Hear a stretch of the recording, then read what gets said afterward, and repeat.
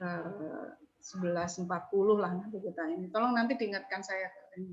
Jadi untuk hari ini pertemuan pertama mata kuliah beton itu untuk PJJ mendapatkan 3 semester ya, 3 semester masing-masing semester 2 SKS. Jadi beton 1, beton 2, beton 3. Jadi beton 1 dan beton 2 itu masih struktur beton bertulang, kemudian yang beton 3 itu struktur beton prategang. Ya nanti itu, jadi mudah-mudahan tidak bosan dengan betonnya, karena memang struktur itu sampai saat ini untuk di sipil ya, materialnya itu kalau tidak beton ya baja, sehingga mau tidak mau kita harus belajar ke sana. Nah sebelum kita ini materi, saya akan menjelaskan materi dulu, itu silahkan nanti Anda download materinya di RPS ya, di RPS-nya itu sudah disebutkan di sana, cuman saya ulas sedikit. Untuk materi beton 1 ya, beton 1, materi struktur beton 1, struktur beton 1, itu yang pertama itu pendahuluan itu nanti isinya kita akan membahas tentang sifat-sifat beton dan tulangan. Sifat-sifat beton dan tulangan. Kemudian yang kedua kita akan membahas kalau bertulangan tunggal.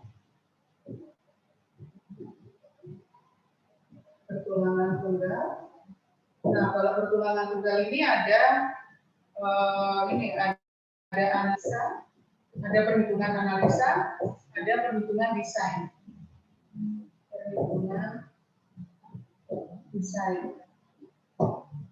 Ini ada perhitungan analisa ya. Nanti lebih lengkapnya di RPS. Dengan analisa ini saya ambil dari sisanya saja. Terus kemudian yang ketiga ini balok pertulangan rangkap.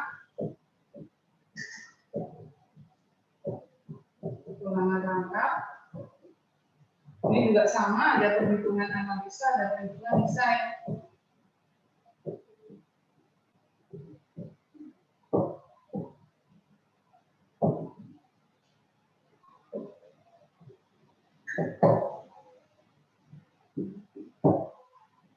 Terus kemudian desain geser. Ini adalah plat. Nah, plat itu ada dua, ada plat satu arah, ada plat dua arah. Nah, itu yang akan kita pelajari nanti dalam satu semester. Semester ini ya, semester 4 akan kita belajar. Nah, yang ini adalah intinya struktur lentur ya. Ini struktur lentur. Beton 1 itu belajar tentang struktur lentur.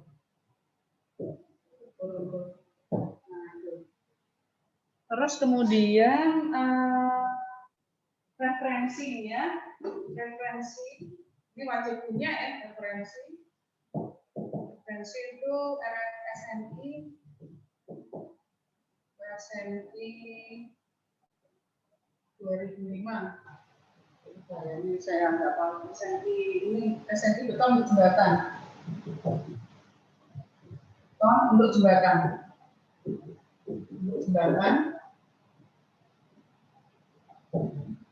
Terus SNI pembebanan jembatan.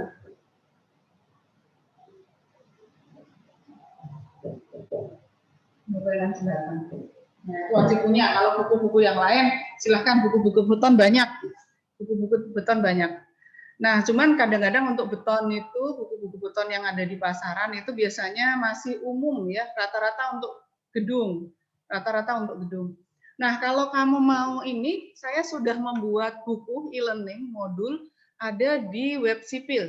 Kamu bisa ini di situ, coba saya tunjukkan ya di web sipil. Terus saya ini dulu. Web sipil di akademik ya, di akademik sumber belajar daring. Sebentar saya share screen deh. Share screen nih. Ya, kamu buka di sini, buka di akademik, di sumber belajar daring, sumber belajar daring. Nah, di situ ada e-book yang saya tulis. Nih di sini ya, kamu buka di sini. Di sini nih. Nah, buka di ini, di link http flip itu diklik di situ. Nah, itu nanti buka di sini. Kamu cari buku saya. Buku saya itu ini ya. Ini kalau nggak salah nih. Nah, ini buku saya nih ada di sini. Nah, itu nanti di situ ada tuh. Nah, buka aja. Nah, ini. Nah, itu di situ ada tuh. Nah, ini di sini ada semua. Ada contoh-contohnya. Nah, ini yang ada dua ini. Ini yang versi apa itu?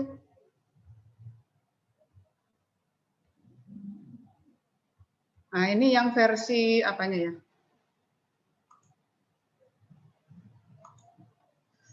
Bentar. Ini yang versi apa sih? PPT cuman saya buat e-book. Saya buat e-booknya. Bentar,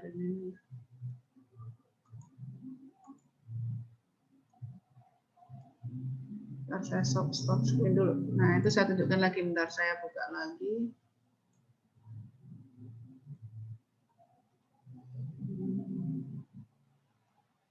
Kalau yang versi bukunya saya tunjukkan.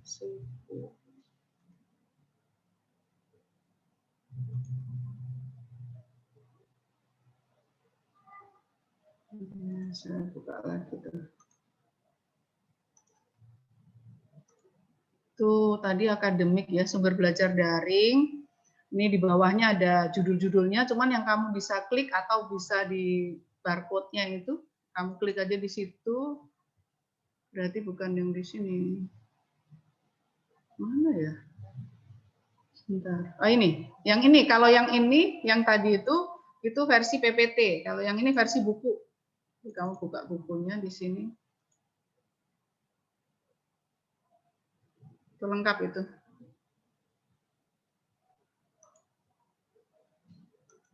Yes. Kenapa kok malah harga beton? Salah. Mana tadi? Yo ya. Nah ini. Nah buka di situ. Nah, nanti di situ ada bukunya itu. Di situ tinggal kamu bisa pelajari. Nah ini nanti semuanya ada di sini, termasuk contoh-contoh soal, kemudian teori-teorinya di sini. Jadi nanti tidak perlu, sebagian nanti saya akan upload di e-learning. Cuman untuk buku lengkapnya, versi lengkapnya kamu bisa di sini, bisa ambil di sini. Ya itu seperti itu. Jadi ini sumber belajarnya bisa ambil di sini. Nah mungkin di sini sudah ada semua. Jadi ada pembebanan jembatan. Nah ini sudah saya rangkum di sini. Sudah saya rangkum di sini. Itu ada pembebanan jembatan, ada kuat rencana, ada berat isi untuk mendesain ya, berat isi aspal dan seterusnya. Nah ini jadi itu.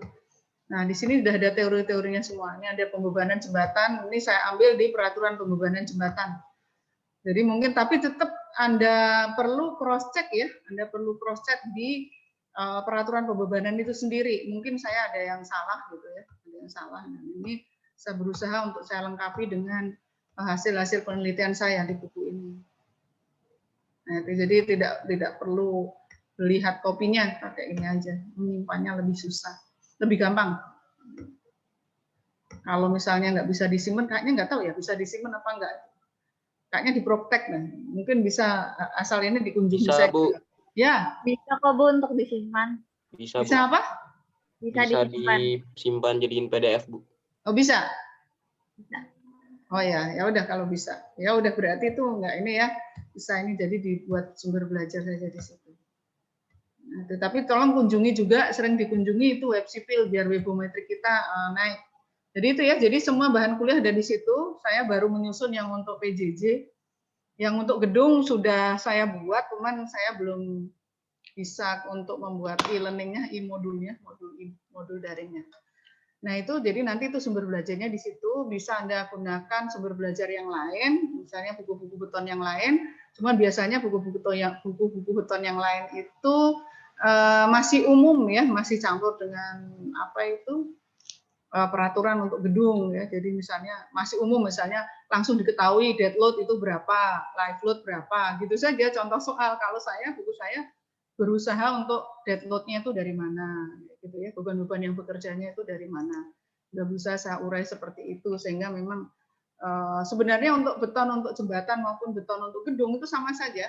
Yang berbeda itu ini pembebanannya nanti ada sedikit perbedaan, misalnya seperti angka keamanan untuk geser pada SNI gedung dan SNI jembatan sedikit berbeda.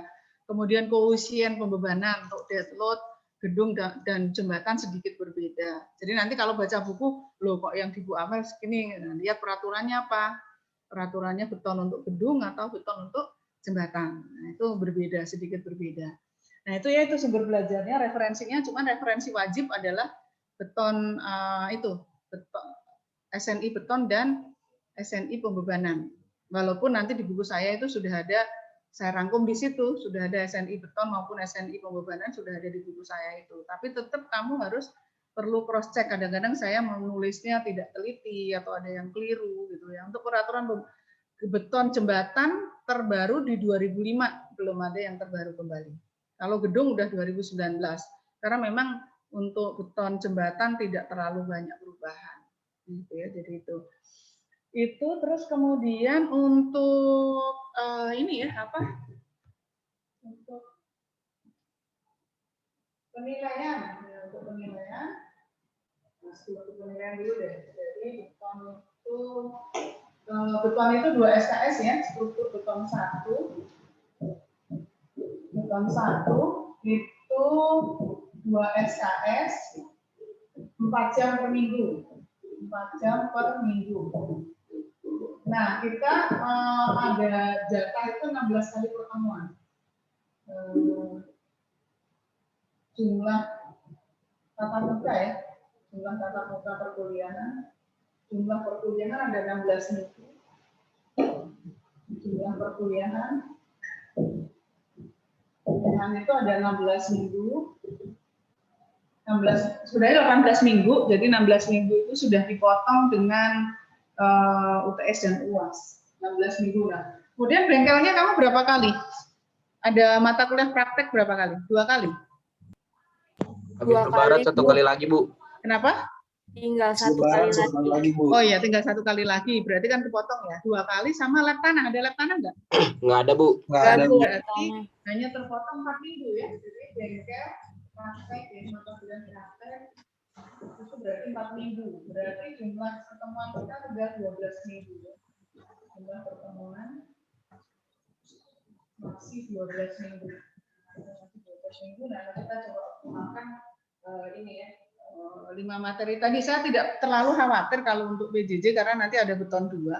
Mudah-mudahan beton 2 nanti masih saya. Kalau masih saya nanti kalau ada yang kurang di beton 1 kita lanjutkan di beton 2. Mudah-mudahan tidak berubah dosennya. Jadi kalau nanti berubah ya nanti kalau kurang saya ini ke dosen berikutnya.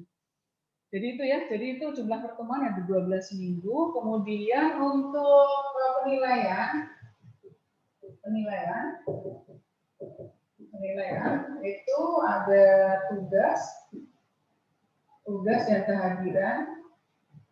Tugas dan kehadiran 30%, terus UTS 30%, UAS 40%. Nah, jadi itu nanti nilainya itu seperti itu. Jadi nanti tolong tugasnya dikumpulkan semua. Masih kondisinya masih online kita belajarnya sehingga nanti mengumpulkannya tugas UTS maupun UAS di e-learning dan saya backup di Google Form nanti. Nanti saya bedakan Google Form tugas dan Google Form UTS UAS. Nah, itu biar tidak tercampur, saya meriksanya biar lebih mudah. Nah, itu seperti itu. Nah, itu ya, jadi itu yang akan kita pelajari. Terus kemudian, nah sebelum kita belajar lebih lanjut, jadi untuk saya ingin mereview kembali, jadi mata kuliah struktur beton itu adalah tidak bisa berdiri sendiri. Tidak bisa berdiri sendiri. Kenapa? Karena capaian kompetensi, jadi Anda itu profil lulusan, setelah Anda lulus itu Anda harus punya kemampuan apa sih. Kalau bekerja nanti, bekerjanya adalah sebagai ahli jembatan ya, ahli teknik jembatan. Ahli teknik jembatan itu ada perancangan, ada pelaksanaan dan pengawasan. Ada pelaksanaan, perancangan dan pengawasan. Nah, beton itu mendukung CP yang mana? Ke perancangan maupun pengawasan, perancangan, pelaksanaan dan pengawasan. Nah, itu ya. Jadi karena Anda S1 terapan, maka harus bisa merancang. Kalau S1 terapan itu CP-nya mampu merancang jembatan menengah. Jembatan menengah ya, jembatan menengah itu sampai 50 meter. Nah, kalau sudah di atas jembatan menengah, nah itu. Kalau sudah jembatan bentang panjang itu cable stay, suspension itu jembatan bentang panjang. Nah, itu Anda jembatan menengah. Nah, itu mampu merancang, melaksanakan maupun mengawasi pekerjaan struktur jembatan bentang menengah. Nah, kemudian yang dibebankan di mata kuliah ini, di mata kuliah struktur beton 1, itu adalah Anda capaiannya mampu merancang struktur lentur pada jembatan. Struktur lentur pada jembatan itu apa sih? Plat lantai jembatan maupun girder atau baloknya, balok jembatan. Nah, itu balok itu ada, kalau di jembatan istilah balok itu ada girder ya, jadi itu beton bertulang. Nah, itu seperti itu. Nah, outputnya nanti adalah selain Anda merancang, membuat gambar DED, gambar DED,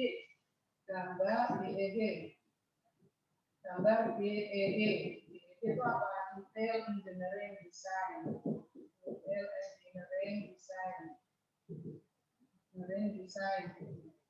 Nah, itu DED.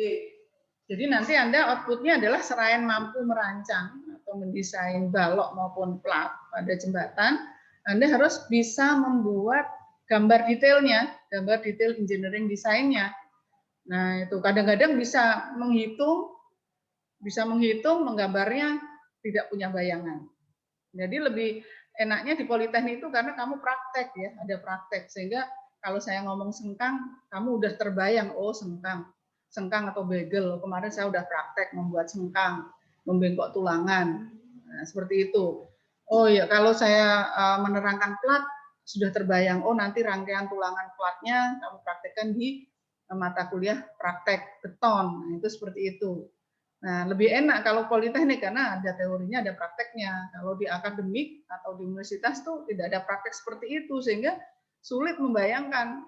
Saya pernah seminar itu dengan anak UI, cerita pembicaranya ngomong tentang sengkang, dia tidak kebayang sengkang itu kayak apa, bentuknya seperti apa. Nanya bubuk sengkang yang kayak apa gitu. Nah, anak Politeknik tuh saya berharap tidak seperti itu karena kamu sudah praktek kan.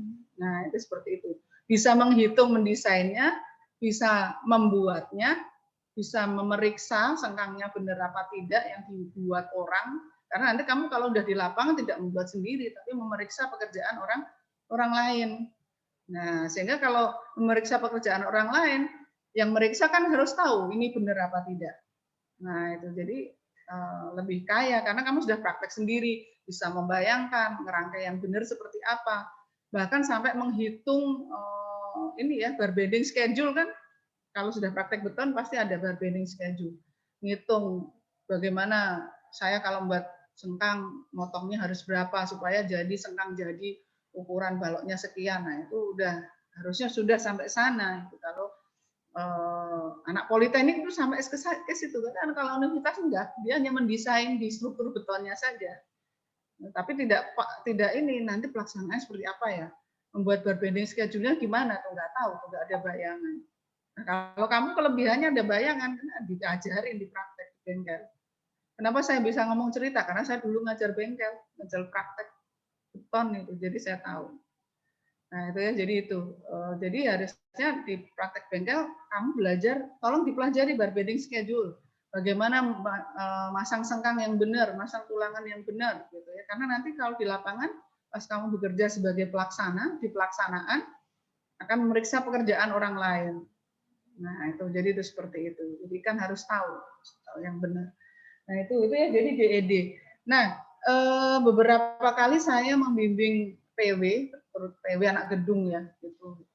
Ini menggambar itu ini ya pada saat menggambar DED garis itu ini ya, kapan kita gunakan garis putus, titik putus, kapan harus menggunakan garis yang tegas, kapan harus menggunakan garis putus-putus, itu masih banyak yang keliru, gitu kan. Nah, itu soalnya apa? Nanti kalau di lapangan, bahasa komunikasinya adalah gambar.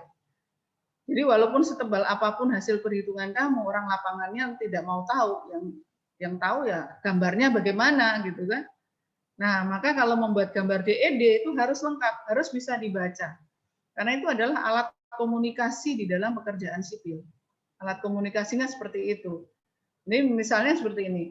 Ada gambar, ada gambar DED. Nah, maka gambar DED itu alat komunikasi. Jangan sampai gambar DED sudah di lapangan, konsultannya ada di mana, pakai nelpon karena kamu nggak tahu, atau gambarnya tidak lengkap, tidak jelas, sehingga pada saat mau dilaksanakan kebingungan pelaksanaan di lapangan.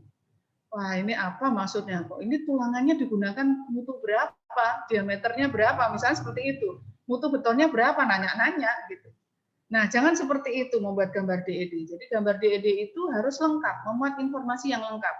Begitu membuka gambar, menggunakan beton, mutu betonnya FACNC 35 MPa. Berarti si pelaksana tadi harus memesan beton ready mix 30 MPa. Nah, itu seperti itu. Terus kemudian yang digunakan tulangannya menggunakan FB 400. Berarti ini ulir nih, berarti pesen tulangannya ulir. Diameternya berapa ulir? Ada yang diameter 13, ada yang 19 gitu ya. Nah, itu seperti itu. Berarti order diameter 19 sekian banyaknya. Nah, itu seperti itu, harus betul-betul paham. Ukuran baloknya berapa? Jelas. Dimensi baloknya berapa, panjang baloknya berapa, sehingga nanti gambar itu bisa dilaksanakan. Ini nyuruh tukangnya gampang. Bikin balok. Nanti balok jadinya sekian. Sehingga nanti pada saat kamu motong tulangannya sekian-sekian ukurannya. Nah, sehingga itu. Nah, nanti membuat begestingnya gimana supaya beton jadinya seperti ini. Nah, itu harus lengkap, jelas di DED. Nah, itu apa yang mendukung gambar DED? Mata kuliah gambar teknik. Ya, mata kuliah gambar teknik. Maka setelah lulus jangan dilupakan saja gitu ya. Jadi karena beton maupun baja itu mata kuliah kompetensi inti, gabungan dari berbagai mata kuliah kompetensinya. Nah, itu jadi membuat gambar DED kamu harus paham teknik menggambar yang benar. Supaya apa? Bisa digunakan berkomunikasi di lapangan. Oke, terus kemudian ada mata kuliah teknologi bahan. Harus paham bagaimana membuat beton misalnya di desain beton 35 MPa. Bagaimana membuat beton 35 MPa supaya kekuatannya FACNC 35 MPa.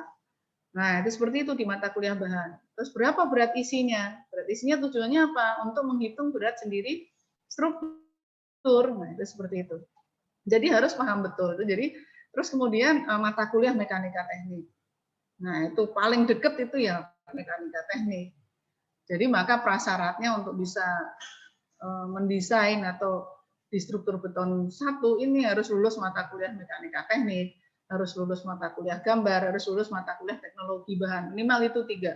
Nah, kalau nanti beton 2 harus paham tentang mekanika tanah, tentang pondasi, karena nanti ada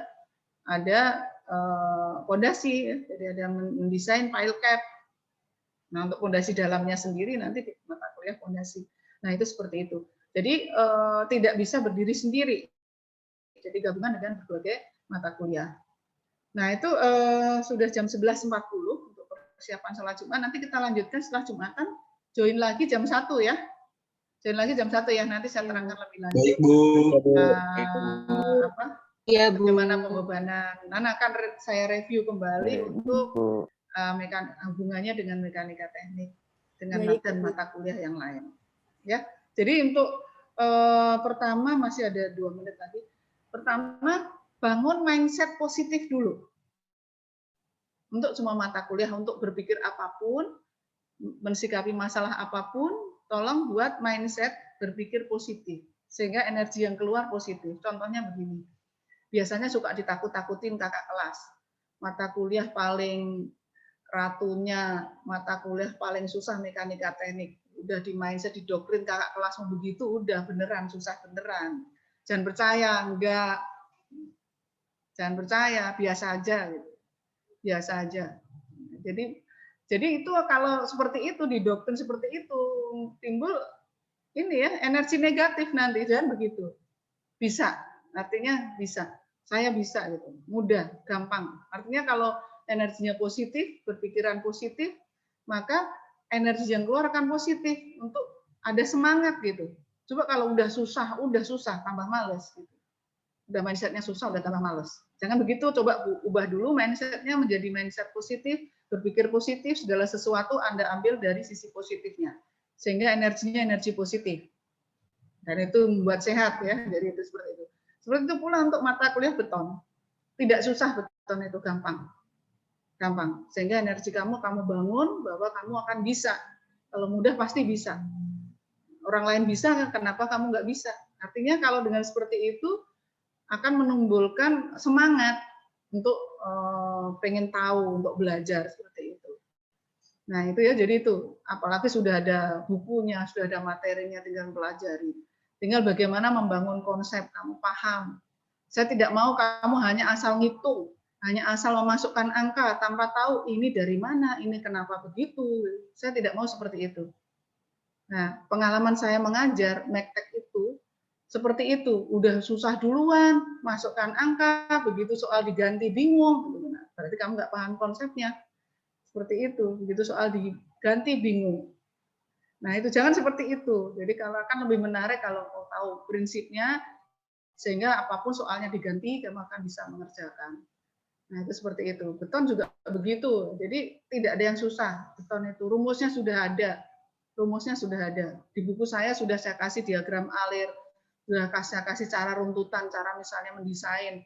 Balok lentur itu apa dulu, menghitung apa dulu, setelah itu ngapain dulu sampai ketemu gambar. Itu buku saya, nanti coba buka. Itu sampai cara menggambarnya itu ada, sampai gambarnya. Nah itu seperti itu gampang. Jadi, nah masalahnya, tapi harus paham ya. Saya tidak mau kamu asal mengganti angka. Paham itu kenapa kok saya gunakan angka itu. Kalau diubah bagaimana? Kalau ada kasus lain seperti apa? Nah, itu seperti itu. Jadi di dunia pekerjaan nanti kasusnya akan banyak. Kalau di contoh soal itu hanya salah satu kecil, salah satu kasus. Kalau kamu paham konsepnya, paham prinsipnya, kasusnya berubah, akan bisa menyelesaikan. Nah, itu seperti itu. Nah, itu ya pesan saya, bangun mindset yang positif dulu, apapun, untuk mata kuliah apapun, untuk masalah apapun. Coba ambil sisi positifnya, sehingga energi yang keluar menjadi energi positif. Nah, itu jadi selalu berbaik sangka, berpikiran positif, akan menghasilkan energi yang positif. Nah, oke, saya kira itu. Nanti insya Allah kita lanjutkan setelah Jumatan, kurang lebih jam 1 ya, setelah Isoma. Join lagi di kelas 2 PJJ. Terima kasih, sampai ketemu nanti setelah Jumatan. Assalamualaikum warahmatullahi wabarakatuh. Waalaikumsalam. Waalaikumsalam warahmatullahi Waalaikumsalam. Makasih, Bu. Sama-sama. Makasih, Bu. wabarakatuh.